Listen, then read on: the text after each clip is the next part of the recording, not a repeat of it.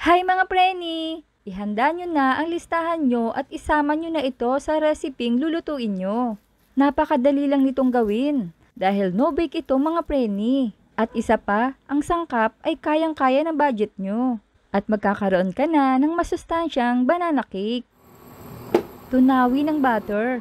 Pwede kayong gumamit ng refrigerated margarine. Or kung wala naman ay pwede din naman ng vegetable oil. Itabi muna. Sa isang mixing bowl ay magtatakal ako ng 2 cups all-purpose flour. Sieve lang natin para masigurado na walang namumuo. 1/2 teaspoon of salt at maglalagay din ako ng 1 teaspoon of baking soda and 1 teaspoon of baking powder. Sieve lang din natin ito. At maglagay ng 1 tasa ng light brown sugar at kalahating tasa ng brown sugar. Bakit nga ba kailangan magkaiba pa ito? Dahil kasi hindi pare-pareho ang lasa ng mga asukal. Kaya kapag pinagsama mo ang dalawang klase ng asukal, meron itong extra sarap. Haluin lang ng mabuti. Itabi muna. Ngayon naman ay kailangan natin ng saging. Balatan lang. Ganitong uri ng saging ang the best para sa banana cake. 5 hinog na saging na lakatan lang ay okay na. At durugin gamit ang tinidor hanggang sa maging smooth na ito. Kailangan durug itong mabuti mga preni. At maglagay ng 2 malaking itlog. Ibit lang natin ang itlog at ihalo sa banana mixture. Yan. At maglagay ng 3/4 cup evaporated milk. Malamig ito mga preni kaya medyo may buo-buo. I-mix lang natin ng mabuti hanggang mag-combine. Yan, okay na to. At ibuhos ito sa dry ingredients. Haluin lang ng dahan-dahan para pantay ang pagkakahalo nito. Yung ganitong halo lang ay okay na.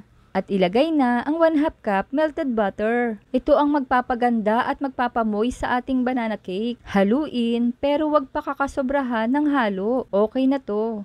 I-grease ang baking pan ng butter. At pwede din kayong gumamit ng lyanera.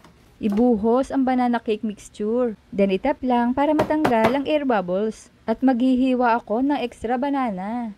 Dahil gagawin ko itong topping sa ating cake. Ayan, ganito lang mga preni. Ito naman ay optional lang. Pwede namang wala na. At sa steamer na may tubig ay ilagay ang 2 pan. Takpan at steam ito ng 30 hanggang 35 minuto. Overload to medium heat. 30 minutes later, ganito ang itsura niya.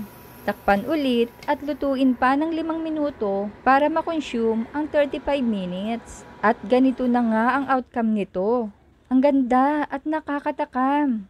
At hintaying lumamig pareho. Kapag malamig na, ilipat sa serving plate. Then i-flip lang ng ganito. Ay, ang ganda talaga ng pagkakaluto. Perfect! I-try din natin ng isa para ito naman ang ating hihiwain. Yan, ang ganda din. Hiwain lang ayon sa nais mong sukat. Ang ganda talaga. Tikman natin. Wow, grabe, ang sarap. Super lambot at nagmo-moist talaga. Big check and recommendable. Kaya i-like, i-share at i-follow nyo na ako. Para updated kayo sa mga reseping ibabahagi ko pa. Huwag kalimutan, cook with love. Thanks for watching. Bye-bye!